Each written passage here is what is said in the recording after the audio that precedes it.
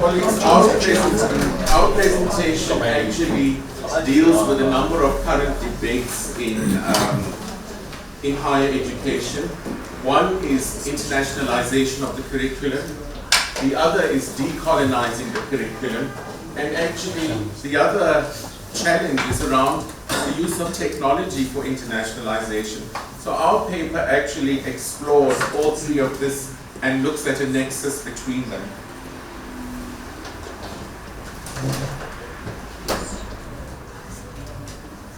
Okay, so our presentation consists of an introduction. We speak a little about internationalization of higher education. We look at internationalization, particularly at DUT. A little about decolonization in higher education in the South African context. Again, we bring it back down to decolonization at DUT. And the relationship, we explore the relationship between internationalization and decolonization. And then we look at collaborative online international learning and virtual engagement at DUT. And then we bring it all together and we explore the nexus. So, internationalization, these have all been prominent issues for discussion in South Africa. And with internationalization, it's really about transforming the curriculum, design, the delivery, and the learning and teaching outcomes. So there's a lot more about internationalization, but it really impacts at that level. And there is increasing technology, that's the other trend, the increasing technology in higher education, and the proliferation of online, blended, and flexible approaches to learning. Internationalization as a modern concept is just over 25 years old. We all know that internationalization of higher education occurred hundreds of years ago. People traveled in the pursuit of knowledge internationalization for centuries, but in the last 25 years it's been studied as an entity on its own. The concept is really broad and varied, and the terminology has actually changed over time. But Jane Knight described it in 2003 as the process of integrating an international, intercultural, and global dimension into the purpose, functions, or delivery of post-secondary education. And that has been quite a timeless quote on internationalization of higher education. It's actually stood the test of time. It's been amended by researchers like Hans de Wit over the years, but the core of what Jane Knight said still holds. So what have been some of the evolutions in internationalization recently? There's been more focus on using internationalization to brand, and of course we've had this whole debate about rankings. We've had international programs being developed, particularly with an international focus. We've had more mobility. We've had issues like global citizenship being brought into internationalization. The whole issue of internationalization at home has become a very important concept, particularly in the South African context, where mobilities are limited. The exchange rate simply doesn't allow us to actually have mobilities the way they've done in Europe. And Europe, by the way, with all its best funding, and the Erasmus program is the best funded mobility program in the world, not more than 20% of students and staff actually are mobile. And there are parts of Europe that are so close to each other that you can literally internationalize on a bicycle. In one day you can go from the Netherlands into Germany and Belgium, and yet only 20% of students are mobile. In Africa that figure is 1%. So internationalization at home and internationalization of the curriculum become really important in delivering that international dimension. And of course, the whole issue of joint degrees and MOOCs and franchising and transnational education is also important.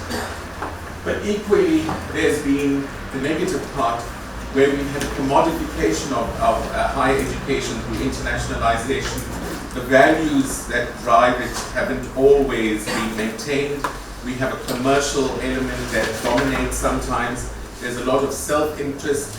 And internationalization sometimes becomes about status building rather than about a values-driven ethos. But I think at the center of it is still mutual benefit and mutual cooperation.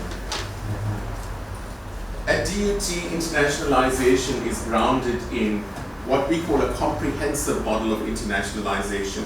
It's what John Hudzik spoke about in his paper more than 12 years ago. And it's about excellence and mutual benefit. It's about equity and institutional culture being taken forward.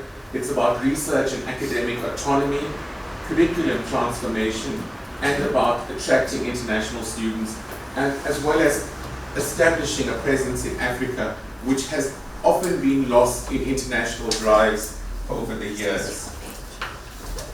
Colonization. So this concept is an important one in our country, and I thought we'd divide it into three areas. The first part of colonization was the colonization of physical spaces in colonies and colonization of the bodies of the colonized.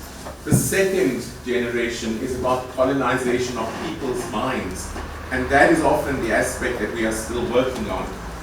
Colonization of the people's minds through education, science, and economics. And then, of course, we have neo-colonialism, colonialism that still persists in spite of independence, where the new superpowers and former colonial powers continue to dominate certain spaces. So decolonization, simply put, is the undoing of colonization. It is making efforts to challenge colonization, racialization, and overcoming the historical and continuous effects on maintaining colonial knowledge. But that may be put simply, but decolonization is certainly not simple in the way it's implemented. It really is quite complex. And in South Africa, we've had decolonization come to the fore in many ways. We've had the fees must fall, the roads must fall campaigns. We've had the questioning of the Eurocentric curriculum. And we've had a number of movements that have been characterized by dissent and by violence. Interestingly enough, decolonization doesn't only work in the colonized world. The Russell Group of universities, which are the top research universities in the UK, have also called for decolonization and for diversity in their own curriculum. And in Australia as well, we've heard this call come through. So at DUT, we've had a team that's worked on decolonization. We have a number of position papers, and out of that position paper have come implementation plans that each faculty and departments have undertaken. It's not a one-size-fits-all. Different disciplines have taken different approaches, and it's a rather nuanced approach that we take. Are internationalization and decolonization mutually exclusive? Our view is that it's not. In fact, we find that decolonization of the curriculum is actually a call for deepening and broadening internationalization.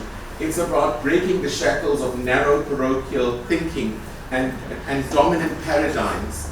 It's about espousing diversity, plurality, and appreciation for the other. And you cannot do that if you shut your borders and don't engage internationally.